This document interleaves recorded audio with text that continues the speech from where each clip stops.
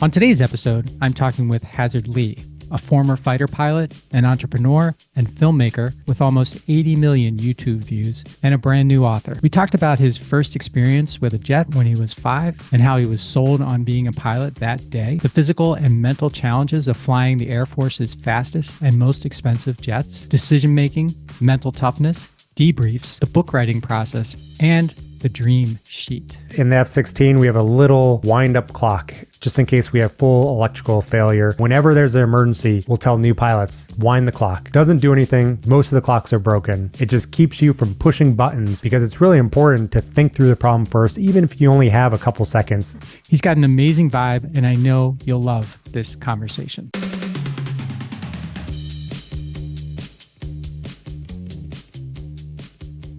Hi, Hasard. Welcome to the How Did It Happen podcast. Hey, thanks. It's great to be here. I'm really excited. We were talking before we went live here about a bunch of different things, like, particularly you as a writer, and you've written this great book, The Art of Clear Thinking, which, by the way, is a fantastic title. Like, it's hard to ignore that title. So kudos to you on that. But I first heard you on another podcast. I think it was James Altucher, which is a podcast I listen to frequently. And I've had fighter pilot on my show before, Cujo Teschner. He's a little bit before you time-wise, but both of you, you've got this just really calm, cool, delivery and storytelling style that I don't know. It makes me, it really resonates with me. And so when I heard you, I thought I really want to get connected with you. And so thank you so much for connecting with me, sending me an advanced copy of your book, which was fantastic, and coming on the show. Thanks for having me on. This is really a pleasure. So listen, everybody, I told you a little bit about Hasard in the intro, but let me tell you a little bit more about him so you can get as excited as I am. So Hasard has spent his career flying both the F-16 and F-35 jets. In 2016, he was selected as the top instructor pilot of the year for the Air Force, for the Air Force's largest F-16 combat wing.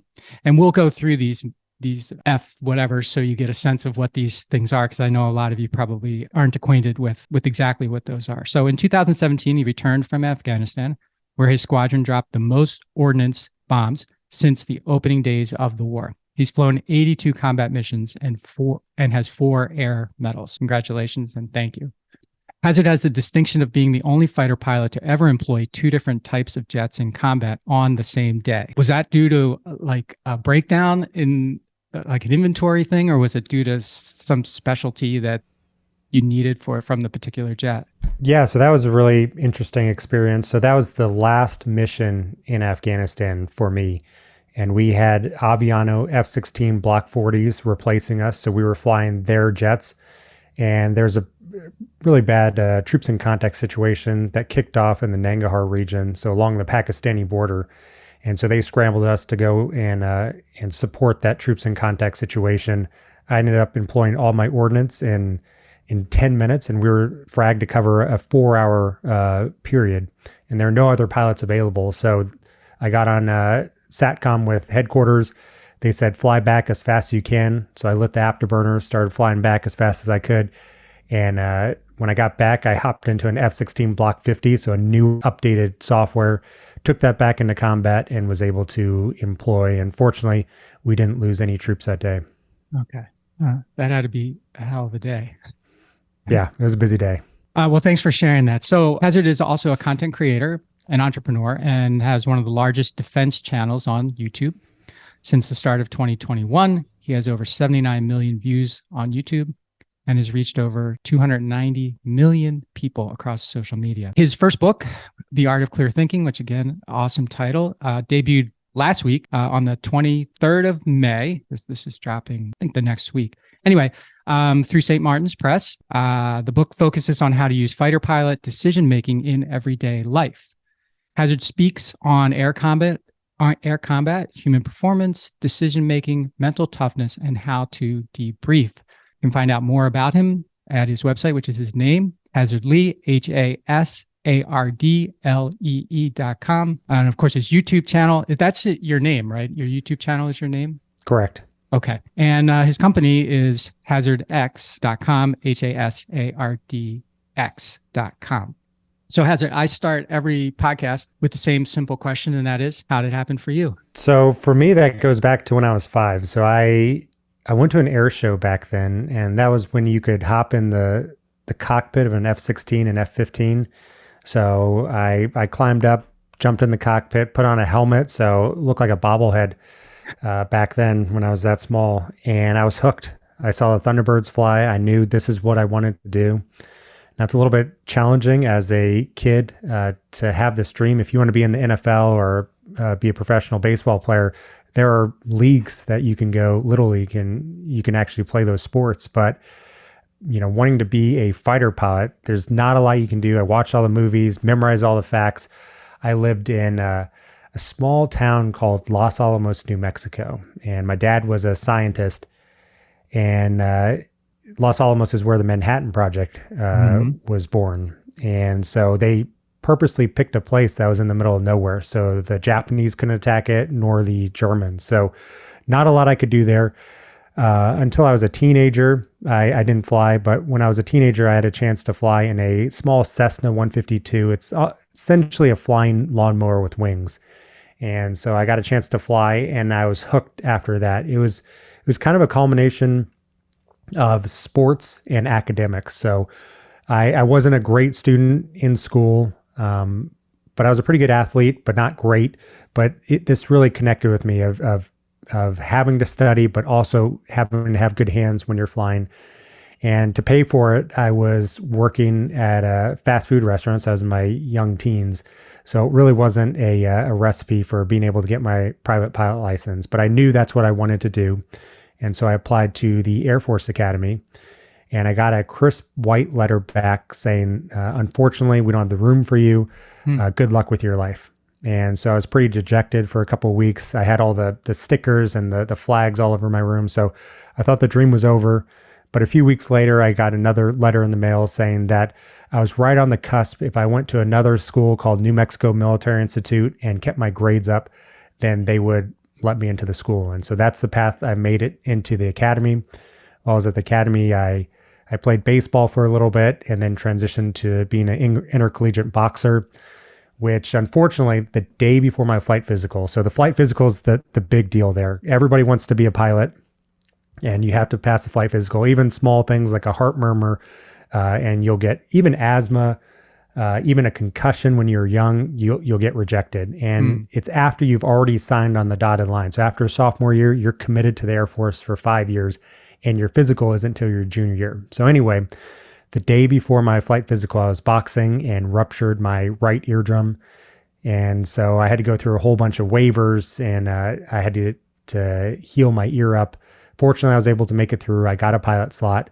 And then after that, I went to pilot training. So the first thing you do is you go to Introductory to Flight Training. It's in Pueblo, Colorado. You're flying small planes, Diamond DA-20s, essentially like Cessnas. And about 20% of people get weeded out there. They want to be pilots, but they just don't have the hands or the aptitude to fly. So it's a narrowing process as you make your way to becoming a fighter pilot. So went there.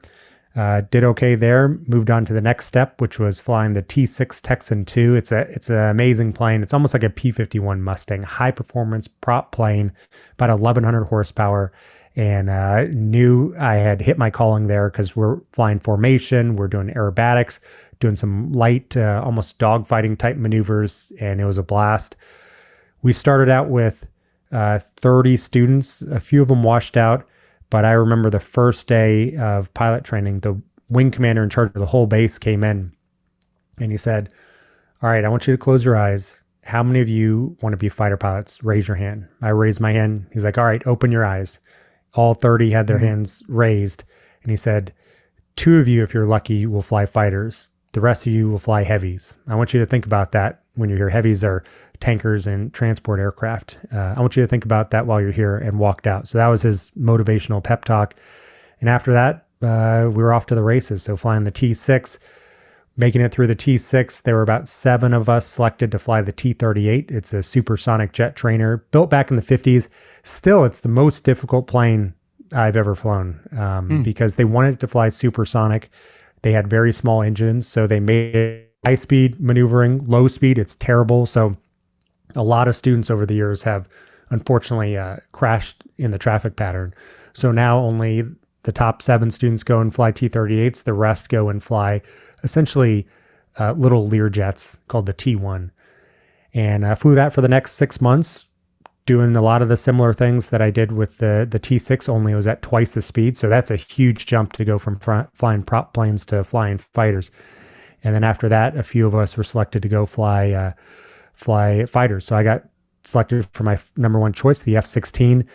But it's never over as a fighter pilot. You never quite make it until you're actually in the cockpit of a jet. So after you graduate from T-38s, you still have to go to one last school called IFF, Introductory to Flight Fighter Fundamentals. And so even you've made it all the way, you made it to your dream, and still this school, it's only 6 weeks long. They wash out about 20% of the students, and it's just the final check to make sure you have what it takes to be a fighter pilot. And then you also have to go through the centrifuge. So we're pulling, when we're flying fighters, upwards of 9 Gs, 9 times the force of gravity. So right now I weigh about 200 pounds, 230 with my gear on. When we're pulling Gs in a fighter, we can pull upwards of 9 Gs. That's about, if you've been in a roller coaster and done a loop where your head goes down, that's about 3 Gs. So we'll pull 9 Gs. If you pull too much, you'll pass out because that blood's being pulled from your brain. So you go to the centrifuge, and you get 2 shots at doing the centrifuge. If you go through the first one and you pass out, you get a shot the next day. And if you fail that one, then you get washed out of training, and you'll go and fly some of those other types of aircraft. So it's this really long weeding out process where you look around one day and you realize that nobody you started off with was there. So made it to F-16 training, and that was an amazing experience. It was the culmination of a 20-year dream. So made it to F-16s. First takeoff was incredible. F-16's like a stripped down hot rod, and you're sitting on top of a 30,000 pound thrust engine. So first takeoff, went to max afterburner. I could feel the 5 stages of afterburner light off. So we essentially have 2 types of engines on these jets. So kind of a typical engine that we have in airliners. And then on the backside, we have afterburners. So essentially injecting fuel into it, lighting it off, and it's a 30-foot flamethrower out of the back. So first takeoff, I could feel each of the stages lighting off as I accelerated, pinning me to the back of my seat. Just biggest smile on my face because that was the culmination of the dream. So went and learned how to fly the F-16 in Phoenix, Arizona. After that, went to Korea, South Korea, and flew for 2 years there. After all this training, you would think you're worth something, you're important. When you show up to your first fighter squadron, your most important job is to make sure the snack bar is full, because you are a worthless new fighter pilot. So you have to really earn your stripes. It takes about 3 months of mission qualification training before you can actually go into combat. And so I served there for a couple of years, and then went to Shaw Air Force Base in South Carolina, doing, I would say, the most important mission for fighter pilots, and that's suppression of enemy air defense. I think everybody's seen Top Gun 2, the new one, where the missiles are along the canyons. So SEAD, suppression of enemy air defense, is taking out those missile sites. And that's actually why Russia has failed to establish air superiority in Ukraine, because they do not have a good SEAD skill set and background of being able to take out those SAM sites. So that was my job. There were only 6 squadrons in the world at the time that did that. So we were busy going to all these different exercises there. I deployed to Afghanistan out of Shaw, doing a lot of close air support out there. And as you mentioned, was there during a really pivotal period of time. From there, I was selected to fly the F-35, which was pre-initial operation capability, pre-IOC. So it's still almost a test bed. So a lot of little bugs and issues with it. So went to the F-35 and was able to help mature that platform and help develop the new syllabus and training techniques for new F-35 pilots who will be carrying the torch. So the F-35 will be the key to our air power until at least 2050, and it's projected to fly till 2070. So I did that for several years. And then in 2020, I got out of active duty. I was one of only 3 people to be part-time F-35 pilots. I didn't even know that existed, but I was a part-time F-35 pilot, flying a couple times a month. and then wanted to become a writer, an author, and had a podcast and a content creator. So it's kind of a long story, but essentially when I came back from Afghanistan, I started writing some notes down about the missions I had been on. That coincided with a speech I gave in the city of Carefree on Memorial Day talking about loss, because we had a suicide bomber sneak onto base and we had some people killed. So I gave a speech, and there was a woman in the crowd who was a teacher who said, my students have to hear this. They don't know a lot about the military. Right. They really need to hear about what people are doing on the other side of the world. So I started speaking with them, started a podcast out of that. And those two things kind of interwove together to starting a podcast, creating content on YouTube, writing this book, which I spent, so it's the culmination of a 6-year journey writing this book. Spent over 500 days in a row writing it, wrote every word in it, and it just debuted. So that's pretty much how it happened. Okay. Thank you. I got a lot of questions here. So first off, this suicide bomber, you tell that story in the book. So that was like phase 1. And then phase 2, I'm just speaking to your writing skills here. The runaway tanker, the rusted tanker, that became a whole, like the way you crafted that part of the story was really, really well done. I'm not going to tell everybody what it is, but it was really well, it was suspenseful. It was mysterious. It was scary. And I don't know, I felt like my heart was pounding faster just the way you told that part of the story. So anyway, thank you. That's the best compliment you can give, because I really enjoy writers like Malcolm Gladwell or Atul Gawande, who wrote the Checklist Manifesto, where they interweave stories. Oh, yeah, checklist. I think somebody was saying that if all it took was information, we'd all have 6-packs and be billionaires. So you can't just read bullet points of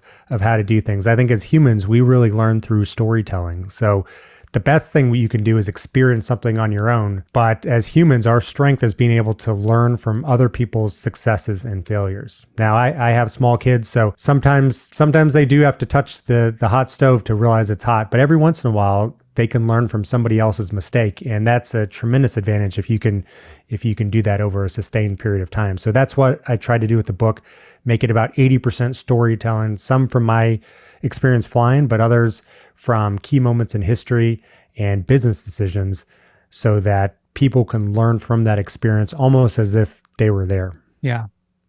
And when you were talking about, you were comparing to Top Gun 2, and I felt like that a lot of the book too. I watched that movie. A lot of what they did in that movie, you were actually doing, like, for real. And when you talk about the missiles thing, I remember the story in the book was taking out the missile communication system in Iraq, right? It was called Carry or something like that. Is that similar to what you were talking about just then with the missiles and the Russians not being able to figure out how to do that? Absolutely. You're, as a wild weasel pilot, that's what they call these seed squadrons, you are going after an integrated air defense. It is think of it as a monster, a giant monster of interconnected intelligence and missiles and planes. They are not going to just passively get rolled over. They are thinking years in advance of how do we stop a force from coming into us. So they have really sophisticated air defense systems, everything from early warning radars to detect you at range, to fighters on the ground sitting alert, to those SAM sites. And the key is to be able to break down their communication. And that's what we specialize as suppression of enemy air defense fighters. Their communication, for instance, if they're able to be at full capacity and to be able to use their cueing from early warning radars, then they don't need to keep their what are called targeting radars on as long, which makes it really difficult for us to target and take those out. So because you can see them. In other words, yeah, but they're smart people. They're sitting around thinking, how do I defeat these people? And that's one of the stories in the book of talking about minimizing their radiation time. They'll turn on their radar for just a few seconds, get a few shots off, and then move their radar sights. So that makes it very, very difficult as a seed fighter to be able to take them out. If their systems are fully operating, then they can do that. However, if you start taking out their eyes, taking out those early warning radar sites, taking out their headquarters facility, taking out their power sites, then it forces them to keep their their radar's on for a longer period of time, which makes it easier for us to take them out. So it's this really complex problem that's multi-domain. So you're talking space assets, cyber assets, people on the ground, all working together in harmony to be able to take out these systems. So very, very complex. That was you alluded to the story in the book, and as I recall, that was an experienced. I don't know what his rank was. I don't know whether he was Afghan or Iraqi, but he basically had old equipment, but he and his team were very good at being able to still be effective against tens of millions of dollars worth of aircraft flying. Yeah. I talk about how creativity is really an asymmetric advantage. So it's not just about the resources you have. So I think there's a lot of parallels to the business world here, where if you are agile, if you are quick thinking, if you're able to pivot when you have to, you can have a huge advantage. And so I talk in there about how this Serbian colonel was in charge of an aging 1950s surface-to-air missile site. And he was able to take down some of the most sophisticated stealth fighters that the U.S. had using just really rudimentary methods. And we tried to target them throughout the war and were not successful. And he was able to shoot down several of our best assets. He'd be an interesting guy to talk to about his experiences. He's crafty. You mentioned that after rising to the top, and it seemed like quite a pyramid. People keep getting washed out. And I imagine the range of emotions of your classmates as they go through this process, and everyone's got their hand up that they want to fly jets, and 2 out of 30 of the how many that got to the 30, like all of these people are disappointed.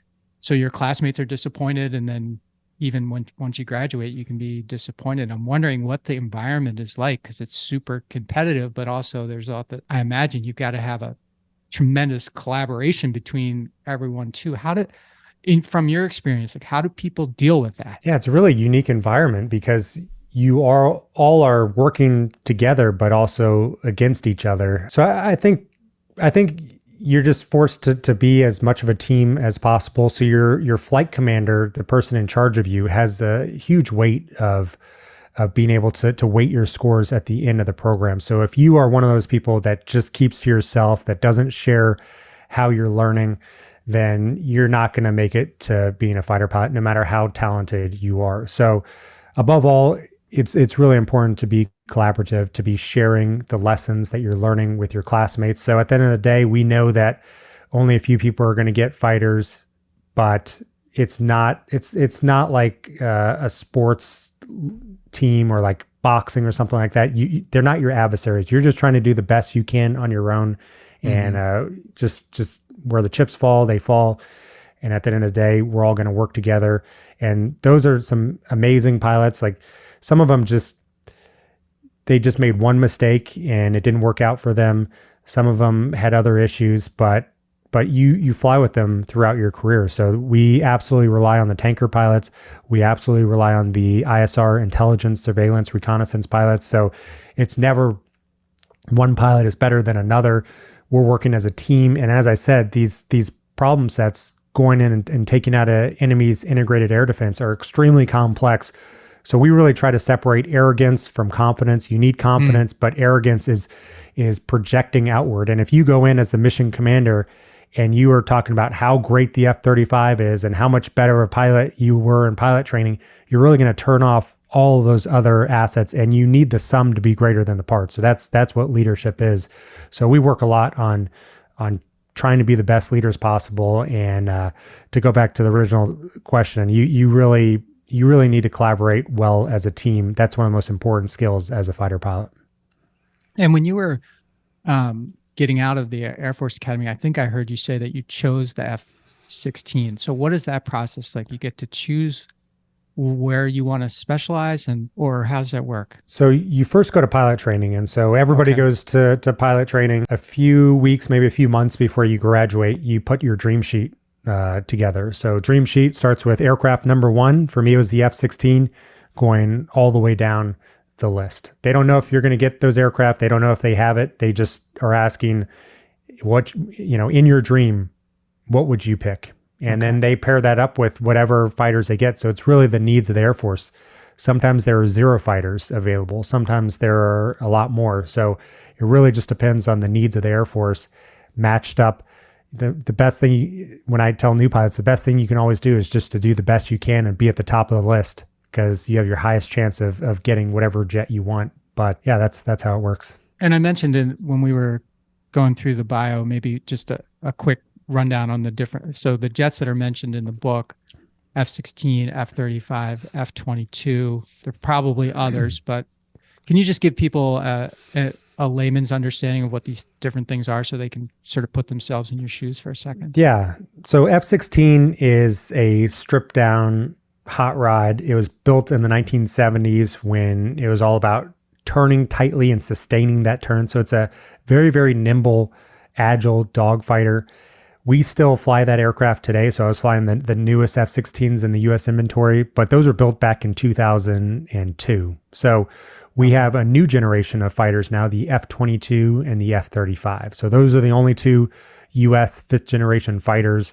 So they're a lot more sophisticated than the F-16 was, even though we've done a lot of upgrades to it. The F-16 is essentially, it's the cockpit's a rat's nest of technology. So you have 80s, 90s, 2000s technology all inside this cockpit, and the pilot's eyes are scanning everywhere, and it's really difficult to employ well. And unfortunately, we lose quite a few pilots to controlled flight into terrain. They're just flying along at low altitude. They're working their radar, trying to fuse all this information together with their brain and misprioritize and run into a mountain.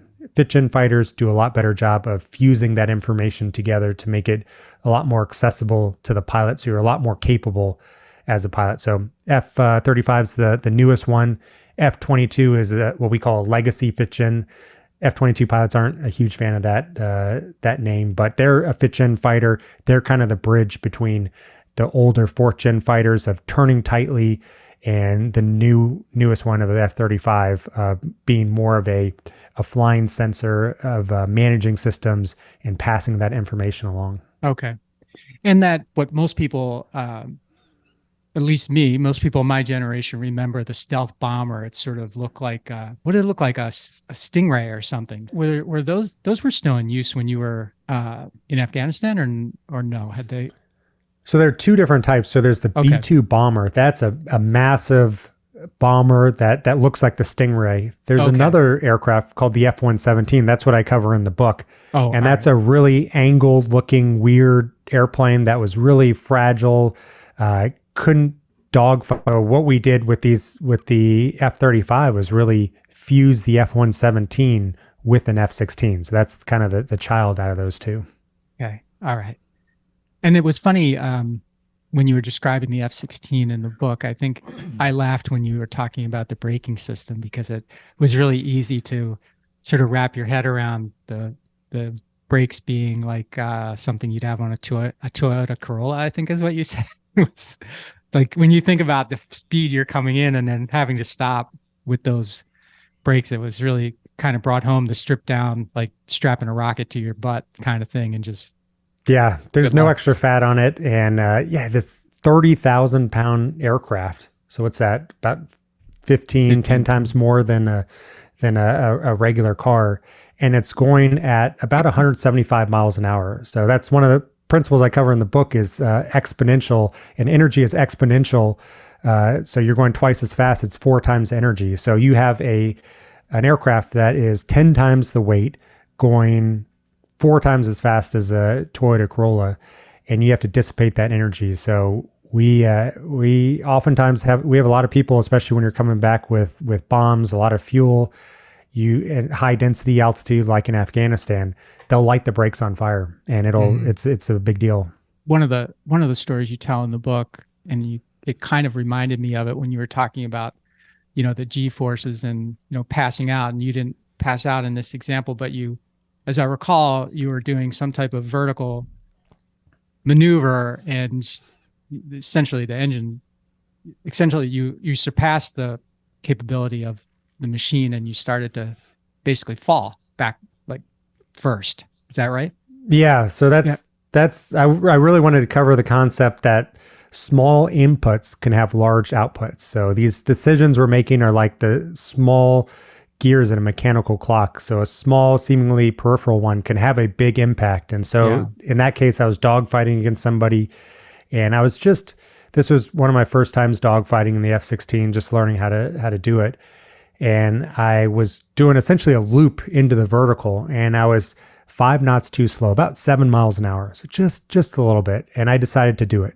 And because, small inputs, I was thinking have small consequences. So just 7 miles an hour too slow, go into the vertical, and I almost make it over the top of the loop. But because I was slow, I end up freezing in space with a nose completely in the vertical, full afterburner. So 30,000 pounds of thrust, really at that altitude, probably 20,000 pounds of thrust coming out. So just hanging at some point in the sky. And then I actually start traveling backwards, which is something the F-16 isn't designed to do. And I end up putting the jet out of control, and it's not a good situation. So that was the story I used to show that point.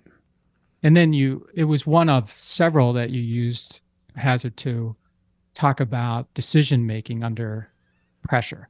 And I was amazed, and I think most people will be amazed, that you took us through a lot of decisions or checks that you were going through, not just in that example, but also in the example of whether you should land at a particular airstrip somewhere. And it was amazing to me how calm you have to be a good leader and make good decisions, because as you were walking through them, it was, you're at the speed at which you're traveling, or the holy crap at which you're falling. You would think that most people they would just freak out, and they would just, like the pilot on the Air France story you told, Air France 447, they freaked out, and they did everything they weren't supposed to do, because they felt like they had to do something as opposed to actually thinking through. Yeah. We have a saying, you can always make the problem worse. So in the F-16, we have it was designed in the 70s. So we have a little wind-up clock, just in case we have full electrical failure. It's really not necessary. It's just a holdover that they haven't gotten rid of. And so whenever there's an emergency, we'll tell new pilots, wind the clock. Doesn't do anything. Most of the clocks are broken. It just keeps you from pushing buttons, because it's really important to think through the problem first, even if you only have a couple seconds. Right. Think logically through that problem before you start action. People really have a tough time with that, especially organizations. They want to jump to conclusions. It's tough to measure progress when you're in the brainstorming phase. You want to start making progress and moving. And so a lot of people spend just a very, very short amount of time brainstorming and then start executing on it, which can be a detriment, as opposed to coming up with a logical solution of what you should do. That was you said it, and that was a great line in the book, that no problem is so bad that you can't make it worse. If you just sit back and think about that, people say all the time, well, it can't get worse than this. Well, yeah, it probably can get worse than this, right? Even flying, the closure rates for us, Miles, almost every time, you at least have a little bit of time, a little gap to come up with a good solution. So there were so many things in the book that were just amazing, but one of the ones, and I think it would be helpful if you walk people through this, is just this concept, like how you refuel in the air. There's a giant fuel tanker flying around, hopefully in a place where it can't be hit. And you and your wingman and your whatever, you guys you're using a lot of fuel. I think you said something like when you hit the afterburner, it's like sucking like a swimming pool dry. And so you need a lot of fuel, and you have to get it by basically hooking up to a stick that's coming out of this tanker. And can you just try to make us be able to feel what that's like? Because it's almost hard to believe that it can be done. But yet I know it's done all the time. So yeah, it's an incredible experience the first couple times you do it. So we have these tankers essentially flying gas stations. They're filled with fuel. It's like an airliner filled with fuel, and it's a completely manual maneuver. And so you pull up behind this tanker, and it's really challenging the first couple times you do it, because you're taught throughout your career, never hit another aircraft. And now you're intentionally touching another aircraft going 310 knots, about 350 miles an hour. And so it'll have a boom coming out the end of it. And it sounds counterintuitive and it sounds weird, but you are trying to essentially fly behind it, and smoothly hit your head on the end of that boom, because there's a boom operator in the aircraft, and they'll slowly swing it to your right, and then you'll pull into position. Again, this is all manual. And then you'll stop, you'll freeze that sight picture. So freeze where you are, even though you're both traveling 350 miles an hour.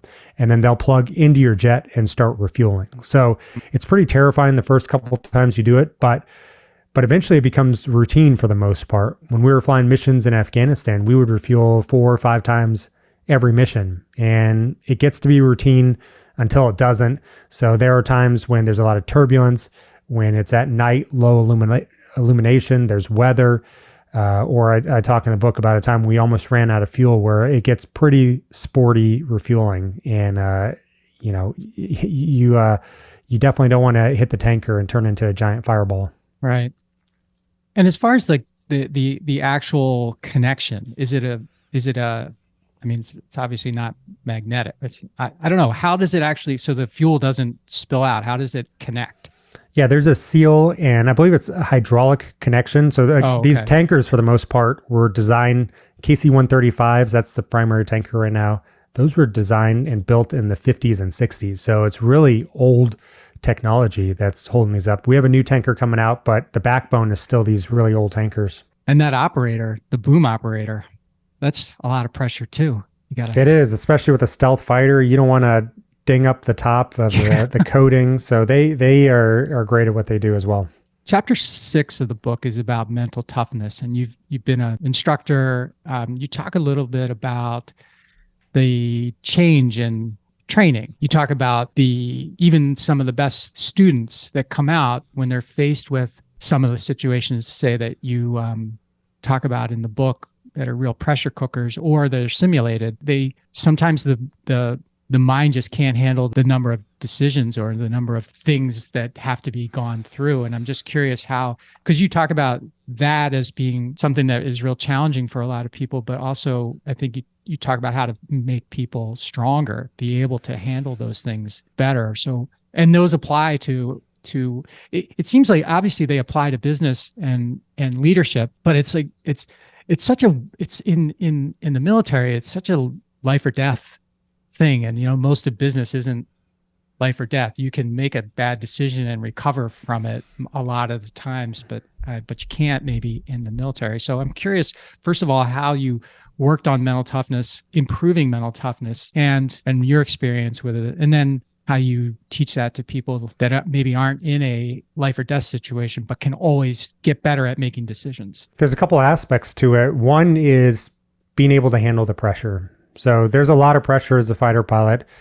There'll sometimes be 1,000 people that have touched the mission before you. So there are spies on the ground. There are intelligence operators. There are space assets, cyber assets, all working, tankers launching from other continents, all to enable you to get over the target on time. And you're the last link. And so if you screw up, this target may never get destroyed. And if it's a high value target and they're trying to evade, you may never see it again. Mm-hmm. So there's a lot of pressure, especially in today's world where you have these joint operations centers with everything coming out of your jet from that everybody can watch. So there's a lot of pressure there. And so we've developed over the last several years, we really focused on human performance and being able to maximize the human weapon system as well. So being able to handle the pressure is a key part of being a fighter pilot. Another aspect, though, that I talk to is the students we have are some of the best pilots in the world. They are fantastic at what they do. They're extremely motivated, but a lot of times they'll let a mistake that they make spiral out of control. And we're making thousands of decisions each flight, so there's never been a perfect sortie out there. So you're going to make some mistakes. So they will make a lot of good decisions, and they will let a bad suboptimal decision snowball out of control. And so that's one of the stories I talk about in the book, but it's not even a story. It's just something common that happens every couple of days when I fly. I think you refer to that as eating your own mentality or something along those lines. Is that different? Well, that's a little bit different concept in that we used to be very harsh evaluators. So we didn't teach students any mental toughness techniques. You're either tough or you weren't. And if you weren't, you get washed out and you wouldn't make it through training. So that's the eat your own mentality. Oh, But we I see. really Okay. switched to a more of a coaching mentality. At the end of the day, we do have to be evaluators and make sure that we're putting out a good pilot into the combat air force. But ultimately, it's about coaching. These students are all some of the top students in the world. They've proven that they can make it through pilot training. It's on us to make sure that we're able to develop a great wingman that can go into combat. It's not necessarily on them. They're trying their best. It's on us to adapt our style of teaching to the way that they learn. So that's been a big mentality shift, and we've really seen some big benefits from that. But keeping students from mentally snowballing is an important aspect of our job, where they'll make a mistake and then they'll spend cognitive bandwidth focused on that mistake. And at the speeds we fly, a mile every 3 seconds, you really need your entire focus on the next decision, especially if you made a mistake. If you made a mistake, you're now in a worse position than you were before. So you need extra ability to get yourself out. So if you're busy kicking yourself, worrying about how you're might fail this ride, then that's going to take away from your next decision. And at the speeds we fly, it's very easy to spiral out of control. So that's a big aspect of my job as an instructor, is to make these students more mentally resilient. Let's talk about the writing of the book. You said it took 6 years of you writing the book. And as an author myself, and I think a lot of people listening are authors or would-be authors, right? So they're always interested in understanding someone's process. So you started the book while you're still in the military. Essentially, I started it when I came back from Afghanistan. We had a very, very busy deployment, and I started kind of just as a way to decompress. And the stories were so crazy over there. It's combat's such a weird place. Everything's so extreme that when you come back, everything seems to lack color, because nothing can match the mix of excitement and mix of a mission. It's just such a visceral experience. And I wanted to make sure I didn't forget those stories. So I just started writing down some of the stories. I had no intention of publishing it or anything like that. But I did that for a while, and I was like, I think I kind of enjoy writing. I have a lot of work to do to get better as a writer, but that was where the seeds were planted. And you mentioned Malcolm Gladwell, and I'm sure there are others who sort of inspired you to become interested in writing and creating, basically taking your creativity from all that you learned being creative with a fighter jet and taking that and employing it in a different way. And I'm wondering, you started writing down these stories. When did you get serious about doing it? And then how did you, was there a day where you were like, oh, I'm going to do this and I'm going to commit 500 straight days to writing, and I'm going to try to find a publisher and do all those things? Or what was it like? Yeah, so the idea was kind of percolating while I was just writing some of these things down. Didn't have any plans to actually publish a book, but I thought maybe it'd be interesting to get some of these stories out. There are a lot of lessons learned that I think people could use in their everyday lives.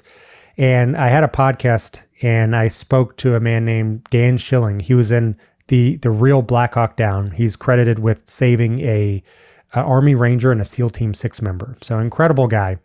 And he had written a book, a New York Times bestseller, called Alone at Dawn. And so after the interview, I was just talking with him and said, I'm thinking about writing a book. I think it'd be interesting. I'm doing some writing right now. And he said, oh, no, that's not how you do it. You need to talk to my agent. I'm going to reach out to my agent. I'm going to see if he will take you on. And you need to write a proposal. So don't just start writing a book. That works for fiction, but you really want to write a proposal. And so I wrote a proposal, worked with the agent. The agent said it was terrible. And so we started over again. And one thing I have realized about the literary world is it moves like molasses. I was ready to go. I'd write something in a week, and it would take like 2 months to get back to me, just because it's such a slow, antiquated industry. And so ended up writing proposal, and then we started chopping it around. So that's kind of the origins of where the book came from. And as you were going along in that process, you'd send something and then wait. Were you continuing to write, for example, or were you waiting for feedback? Or that had to be frustrating, because you were sort of started and you want to finish, I suppose, yeah. Right? Absolutely. It was very frustrating.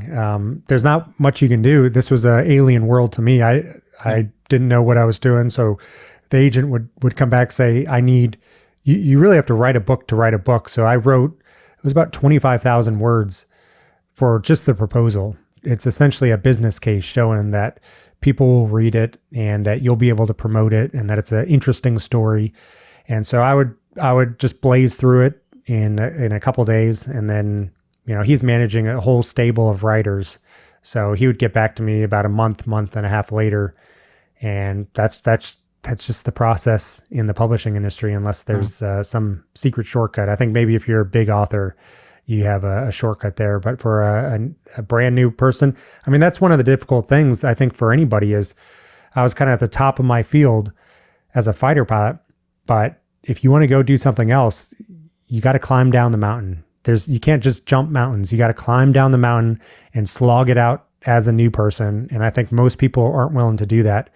It's but hard. I've never had a problem doing that. I think it's hard for a lot of people to do that because they just, once you reach a certain point, there's an expectation about who you are that's hard to give up.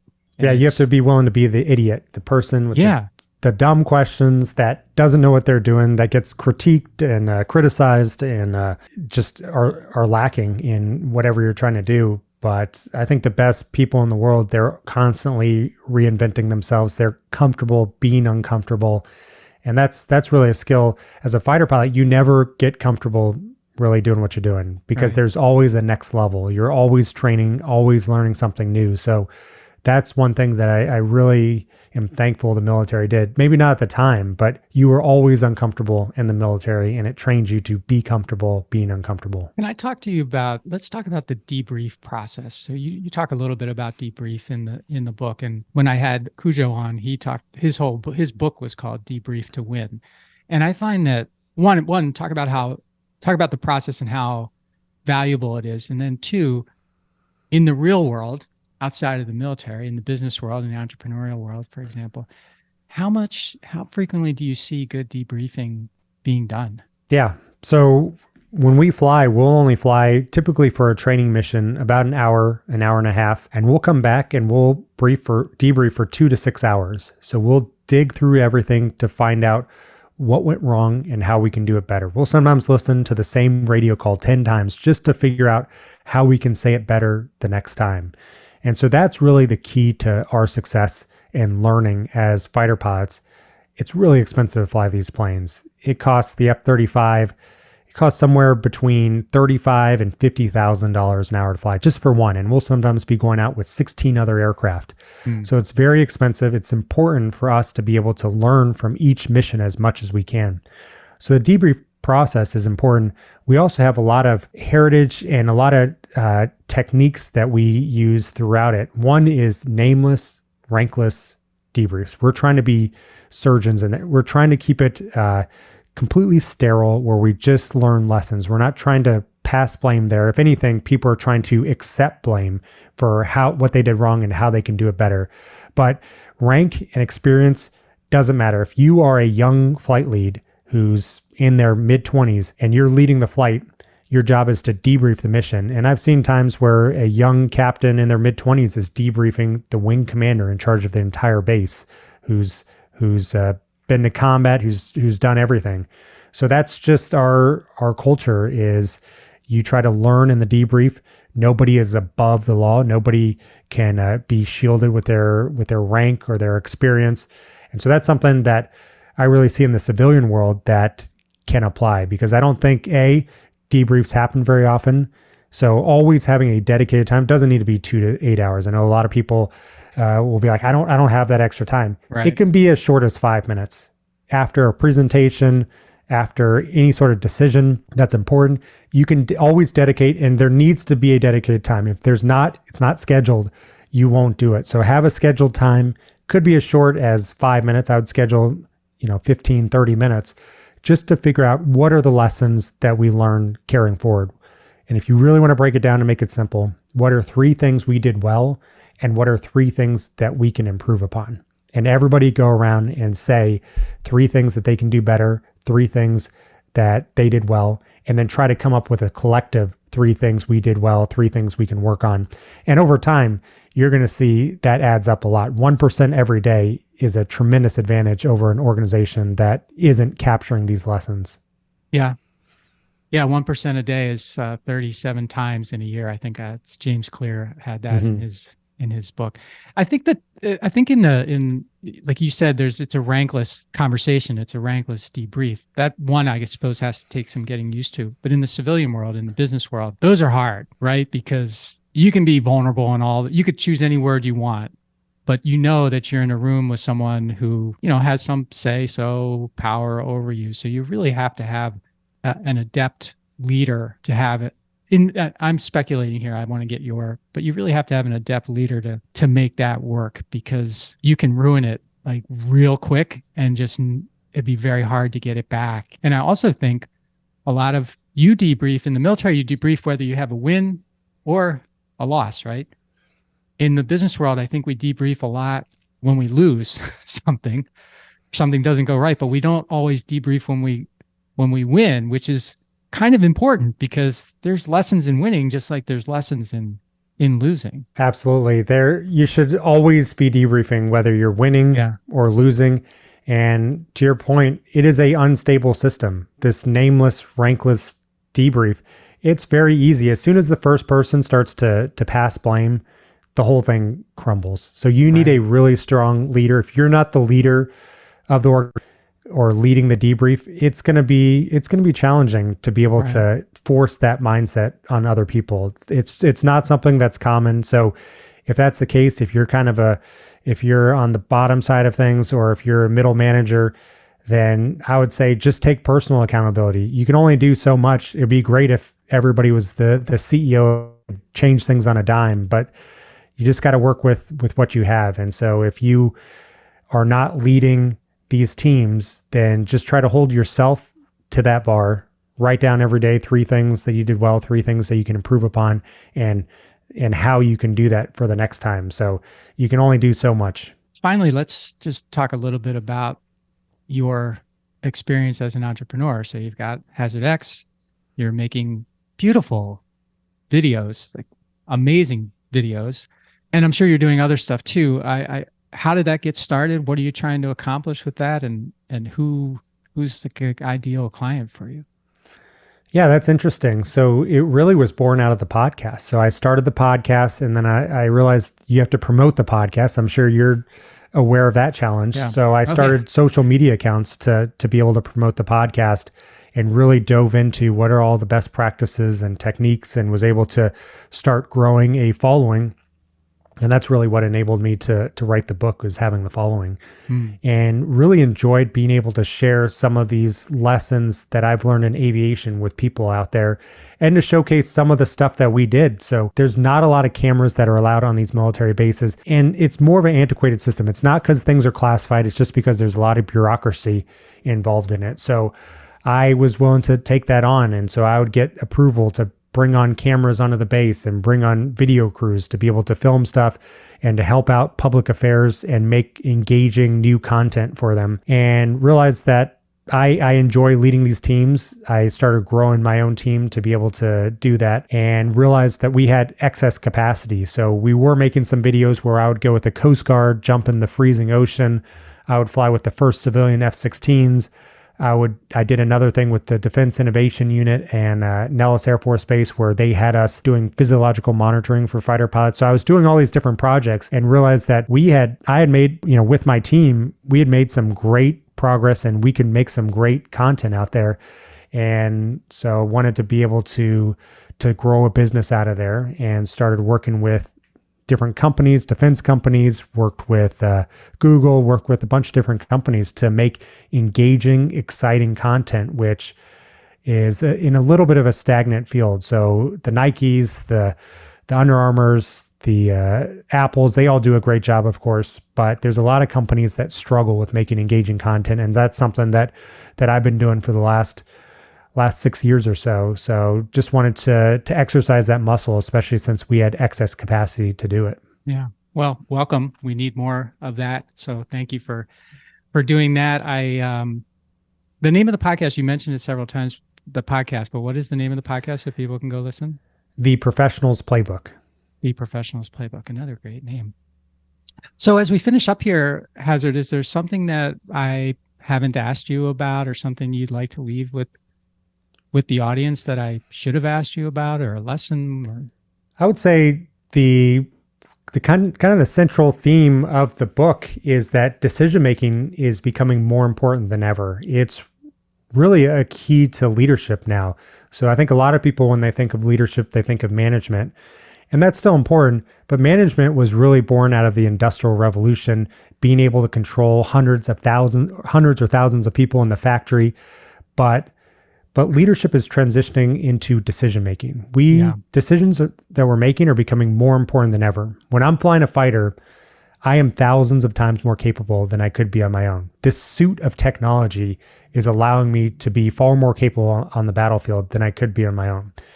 But it's not unique to just flying fighters. We all are using technology to augment our decisions. So the phone you have in your pocket, that can do the job of dozens of people from just a few decades ago.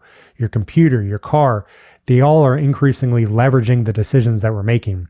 There are predictions out of Silicon Valley that the next billion-dollar company will be run by 3 or fewer people. Yeah.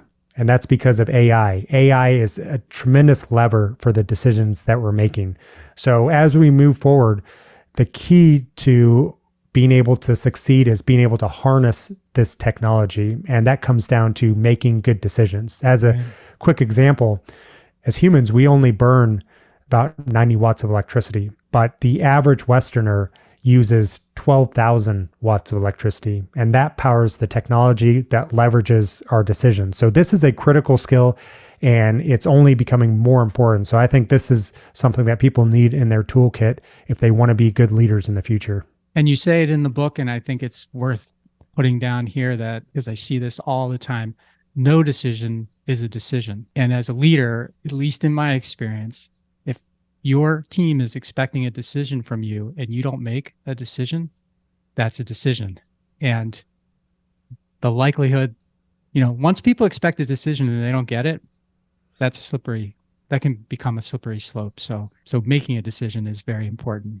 Making the right one is even better, but making a decision is really important. That can be just as important, getting through the decisions. We have so many to make. We have so many notifications, so many emails and meeting invites that you just got to blaze through it. So there are some important decisions that you really have to sit down and break apart and analyze.